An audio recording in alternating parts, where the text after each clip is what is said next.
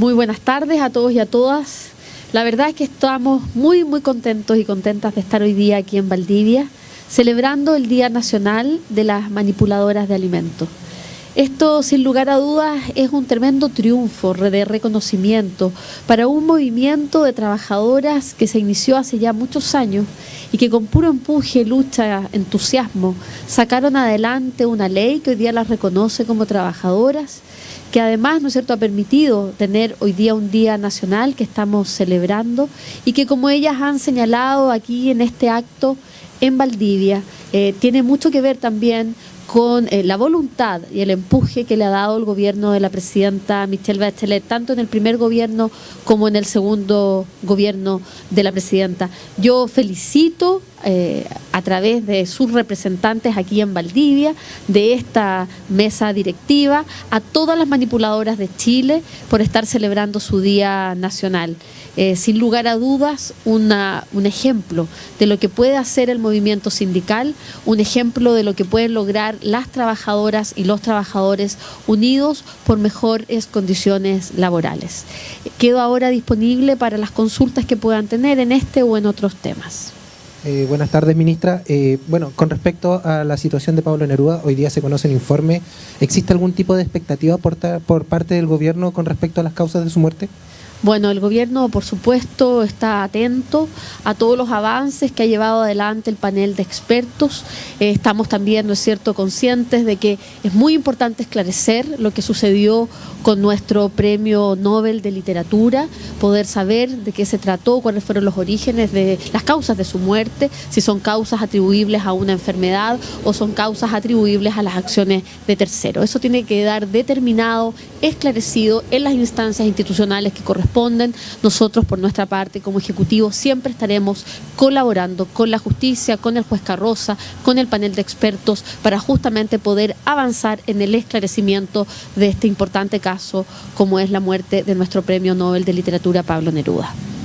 Muy buenas tardes, ministra. Esta mañana en una entrevista con La Tercera, Hugo Dolmetsch señalaba en relación a la operación Huracán que la prisión preventiva no debería durar más de 6 meses. ¿Con qué ojo ve el gobierno esta opinión?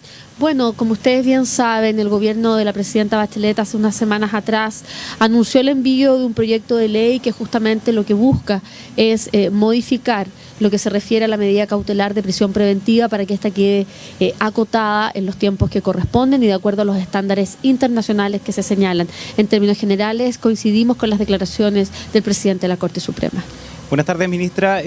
Hace poco se conoció acá en la región la salida del exdirector regional de CONAF. Esta persona renunció justamente para emprender una campaña consejero regional. Desde CONAF dicen que es habitual que se despida a los funcionarios de confianza. Él recibió un finiquito de más de 10 millones de pesos. Justamente el presidente regional del PS, del Partido Socialista, al cual pertenece este candidato, dijo que los cargos de confianza del gobierno no deben prestarse para el enriquecimiento de las personas. El gobierno había anunciado que él había renunciado, situación que no fue así. Bueno, aquí lo importante es señalar que CONAF ha explicado este caso, ha dicho específicamente que ha sido un despido que se ha dado dentro del marco legal, institucional que corresponde, de acuerdo a la normativa vigente, entendiendo que están contratados bajo el Código del Trabajo. Sin embargo, más allá de eso, ayer el ministro de Agricultura, Carlos Furch, ha señalado que ha pedido todos los antecedentes a la CONAF para poder estudiarlos en profundidad. Así es que esperaremos justamente ese análisis que haga el ministro del ramo y ellos dirán, digamos, próximamente cuáles son las conclusiones. Ministra, con respecto al caso Huracán, ayer se liberaron a estas 8 personas que se encuentran detenidas. ¿Qué posición tiene el gobierno con respecto a esto? ¿Y cómo responden a las críticas que dicen que ellos podrían fugarse? A ver, primero señalar en esto lo mismo que ya dijimos el día de ayer. En esto el gobierno tiene una doctrina que además está establecida en nuestra Constitución y es que no comentamos los fallos que establece otro poder del Estado, en este caso el Poder Judicial. Nosotros en eso somos respetuosos de nuestra institucionalidad y sí señalar que, por cierto, las investigaciones sobre este caso siguen su curso. Ministra, esta mañana los trabajadores del sector público se retiraron de la sala porque no llegó el ministro Eizaguirre. Están anunciando movilizaciones. Bueno, aquí el llamado es al diálogo, a mantener esas instancias formales, por cierto, y muy importantes para poder llegar a acuerdos. La mesa está constituida por las instituciones efectivamente están representadas por sus ministros, pero cuando un ministro no puede estar por alguna razón, queda alguien en carácter de subrogante, y eso es lo que sucedió el día de hoy. Además estuvieron las ministras de las otras carteras. Por lo tanto, el llamado que hacemos al sector público, a los trabajadores, es a mantener el diálogo en esta instancia. Ministra, pero ¿por qué el ministro, cuál es la respuesta que se le da a los trabajadores? ¿Por qué él, como jefe de la cartera, no está encabezando las negociaciones? Y si esto podría agudizar eventualmente el conflicto con los trabajadores del sector público. Esto es un tema puntual. Hoy día el ministro de Hacienda está con un día administrativo, que es una posibilidad que tienen todos los funcionarios y funcionarias públicas, incluidos los ministros.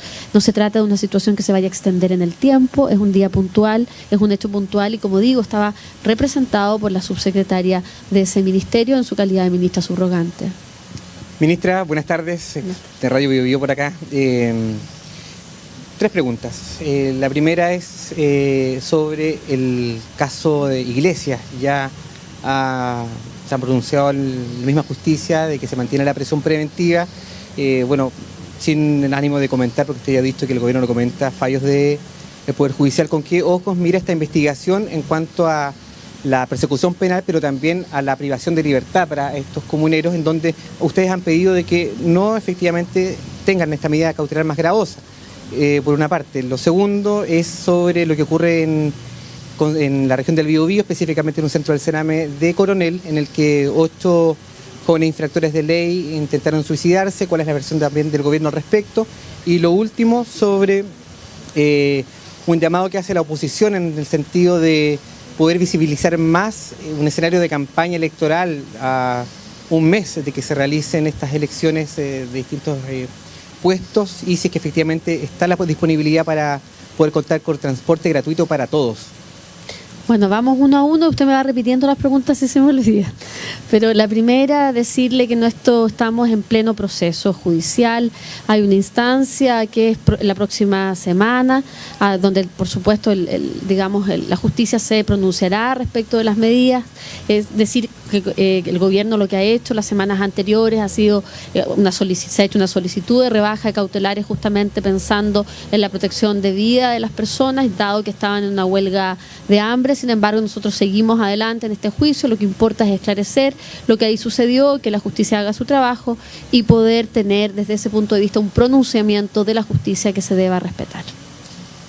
Acerca del caso de Coronel y los jóvenes infractores de ley por intento de suicidio. Sí, bueno, nosotros lamentamos profundamente un hecho de estas características, que evidentemente demuestra la situación de vulnerabilidad en distintas áreas, ¿no es cierto?, que tienen los jóvenes. Aquí lo importante, el Sename ha aclarado esta situación, sin embargo, el gobierno está impulsando que pueda hacerse una investigación en profundidad de lo aquí sucedido para conocer bien, esclarecer y objetivar esos hechos. Lo importante es la protección de niños y niñas, independientemente de su condición, en cualquier circunstancia, y es por eso que estamos promoviendo una profunda transformación al Servicio Nacional de Menores a través de 2 proyectos de ley, y creemos que con esa nueva institucionalidad, sin lugar a dudas, estaremos mejorando la condición de niños y niñas y adolescentes vulnerables. Y acerca de poder visibilizar más la campaña, como lo han dicho, y eso uno, y lo otro, la posibilidad o no de transporte gratuito para la elección. A ver, bueno, primero decir que aquí hay una legislación nueva que se ha aprobado en el Parlamento y que justamente busca tener elecciones con mayores grados de transparencia, pero que también sean menos perturbadoras para la comunidad, para las ciudades, para nuestro medio ambiente. Recordemos campañas previas, ¿no es cierto?, cuando había muchísimo despliegue de distintos tipos de figuras, ¿no es cierto?, afiches, las palomas, etcétera, que muchas veces dificultaban la visibilidad, etcétera, ¿no? Eso se ha ido mejorando. Hoy día tenemos campañas mucho más austeras, además, porque detrás de esto también está la búsqueda de mayores condiciones de igualdad entre candidatos y candidatas, que no sea el que tiene más dinero, el que tenga más posibilidades, ¿no es cierto?, sino que justamente sean las ideas las que prevalezcan. Recordemos que hoy día se inicia la franja electoral, esa es una muy buena oportunidad para visibilizar las ideas en esta campaña, tanto presidencial como parlamentaria. Creemos que ese es un espacio importante que está regulado por ley y que por lo tanto da garantías a todos y a todas. Estamos en un nuevo escenario político, se ha transformado nuestro sistema electoral, hemos transformado la legislación que acompaña hoy día justamente nuestras elecciones, justamente para generar mayores grados de transparencia, generar una mayor armonía con la ciudadanía, y eso es lo que estamos buscando con esta nueva legislación. Con respecto al transporte público, hoy día el Ministerio de Transporte en distintas regiones, en esta región en específico, ha anunciado la posibilidad de transporte público gratuito para sectores rurales. Ese es el esfuerzo que se ha podido realizar. Hacemos un llamado, por cierto, a todos a poder facilitar que las personas concurran a votar este 19 de noviembre. Aprovecho esta pregunta que usted me hace justamente para hacer una invitación a todos los chilenos y chilenas en edad de votar, facultados para aquello que lo hagan, independientemente de por qué lo hagan. Lo importante es participar electoralmente ese día. El voto de cada uno de nosotros cuenta. Ese voto, ese hecho, el ejercer ese derecho es fundamental para la salud de nuestra democracia y para que luego las decisiones que se tomen todos sintamos que formamos parte de ellas.